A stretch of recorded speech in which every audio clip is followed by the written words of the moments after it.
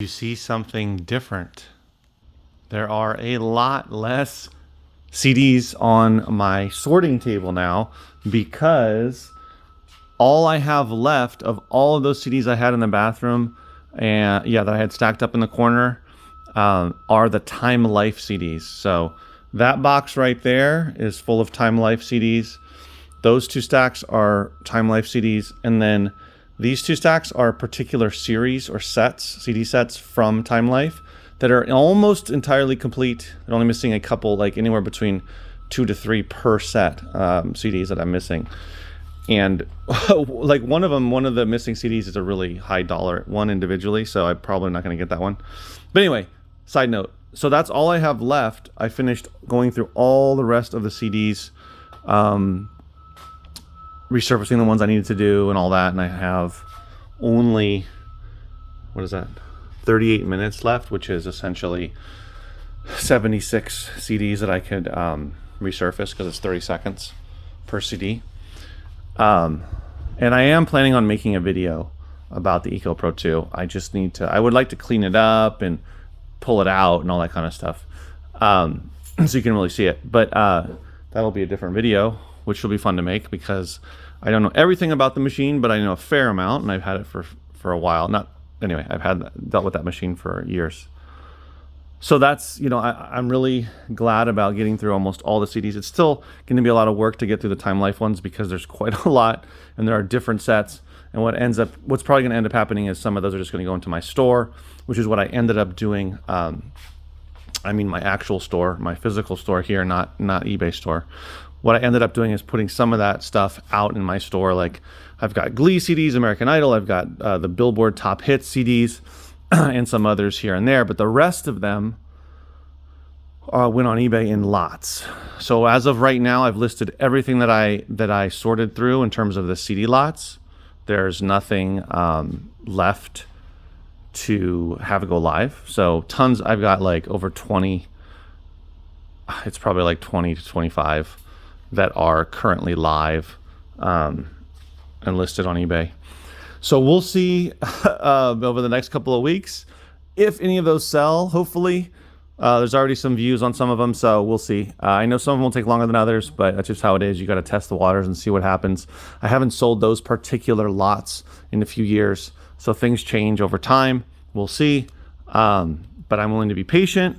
As you can see, I've really filled up my boxes now with a lot of CDs, some books, and DVD lots as well. So I don't really have that much space. I've got one little space here that I can put a box in, and then I could start putting I could put a third layer up there if I really needed to. We'll see. Hopefully I start selling some stuff off so that I can free up some more space. So that was big news for me anyway. Today is Saturday, if I didn't already tell you. September. It is December 21st, 2024, Saturday. And today was not super busy, but I did have some new people come in, sign up for the newsletter, which is great, buy some products. So Thursday was definitely my busiest day and have my biggest day of sales, but yesterday and today are not bad either. So always glad about that, to see some new faces come in. I'm always looking to get new people into the store, and it's because of where I live, which is Southern California, and not actually in LA, but 40 miles east roughly of downtown Los Angeles. There's lots and lots of people that live in the area, hundreds of thousands within, I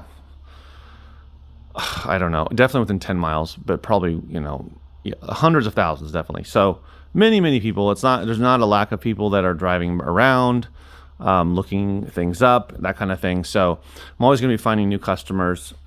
It just depends on if the new customer that comes in is going to turn into a long-term repeat customer, or if it's going to be somebody that's just going to buy one or two things and then not come back either ever again or very infrequently. So I can usually tell though.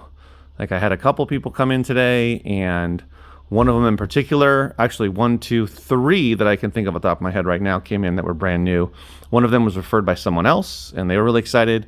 I'm pretty sure she will be back. And there was another guy that spent a lot of time going through the records. I'm pretty sure he'll be back. And there was another couple that I don't know, a little shaky. I don't know if they'll be back at all, or if they'll be back, with any regularity. So yeah, but it's good to get people in, spread the word, find out about where I am. That's been the challenge for this location, is because it's not a traditional retail space, is people have to find me. That's why I have signs on the street. That's why I'm found pretty easily online or through social media, etc. And this weekend marked the end of Christmas, even though it's not Christmas yet, because when I reopen on Thursday, it'll be after Christmas. So some people still might want to buy Christmas stuff, but I'm not going to put it out. This whole stack here is all the Christmas stuff that I had accumulated over the last 12 months. There's books, CDs, movies, mostly on DVD, and there's like a puzzle in there. But it's mostly just media. Quite a good amount that I had, but I always wish I had more. I did sell some though, definitely. Mostly what I sold were DVDs, movies, and some books here and there, and probably less CDs. But definitely the movies do really well, especially the ones that you can, imagine that people would want to see, the classics and that kind of thing. So this, I'm leaving it out here for now, but for next week I'll be figuring out where to store it, because I've been storing it in the bathroom and up against the wall. And as I continue to go through all of the backstock that I still have unsorted, I should just call it unsorted inventory that turns into backstock, which is still obviously those Time Life CDs. And then I have, excuse me, 4.5 boxes of records, which includes these 4 boxes, and there's another half a crate in there that I already went through half of it today. That's what's left to go through. And then I'm going to reorganize the whole situation in the bathroom, planning out and thinking about how I'm going to do. I'm going to do some shelves in there. I might just have tall bookshelves, because I need to store empty DVD and CD cases. I need to have some sort of way, somewhere to put backstock for records, because there's going to be a lot of them. As you know, I already have DVDs stacked up here, but I have even more in the bathroom. So anyway, I'm going to have to figure out a whole entire simple way to store all of the backstock, as well as just stuff like empty cases. And like down here, I have more stuff where it's like more empty cases for video games, as well as some plastic bags and sheets and whatnot for like records or CDs or whatever there is. So I need to go through all that as well. I just want to get through all sorting everything out first, and then I will deal with how I'm going to set everything up. And I've also been considering, because I really just want to shrink down what I have back here, debating about rearranging some stuff in the store. Like I have DVDs over here that are by actor, or there's also by director, M. Night Shyamalan. Most of it's actors though. Like I put out John Candy stuff, director John Hughes, Clint Eastwood, Liam Neeson, Adam Sandler, etc. That really should be over with where the rest of the DVDs are. So I've been debating about maybe I'll move the video games out of where the DVDs are. Somehow figure out how to put them over here, which might require me to move things back a little bit. Like I've got a little tiny bit of space back there. If I push I've got stuff in the corner. Anyway, long story short, rearranging things so that I can have a better flow in my store. Maybe there's a way if I can get another shelf here to store a bunch of video games, and also in the crates. So anyway, thinking about that. Also, I could do is get rid of the table and just put, one or two, or move anyway. We'll see.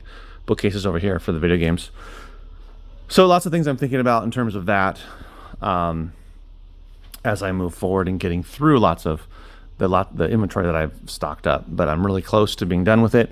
And thankfully this week, I only got somebody who donated some comic books. I didn't get any other donations or buys or trades. So that's been a good thing in the sense of it allowed me to get through, oh my gosh, almost all of those CDs, which was a lot, and then even dig into some of the records. So, because I know at some point soon I'm going to get hit with a big wave, a bunch of small waves, whatever it is, of donations, trades, buys. It's going to come. It always does. And it's probably going to be happening in the new year as people, start out the new year, are done with the holidays, and they're thinking about, cleaning. It's not necessarily spring cleaning, but it's like new year cleaning, getting rid of stuff because they might have gotten presents, whatever it is, right? People visited, they want to clean out their house. So there's a lot of things that could, fuel that, but that is very typical. So I will not be surprised if, a couple weeks from now in the new year, people will start bringing me stuff, and I won't be surprised if it's a lot of stuff. So I'm glad. So when that happens, then that obviously prevents me from being able to continue to go through what I have left that's unsorted. Just because I don't want the new stuff to start piling up. Yeah.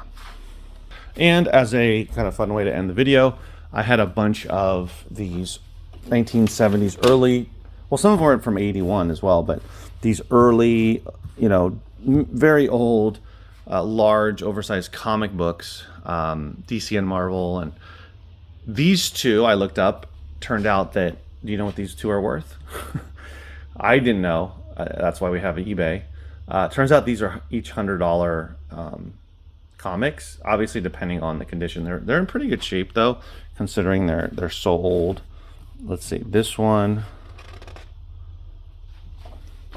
has a crease down the spine. What is this? So 1978, 1981.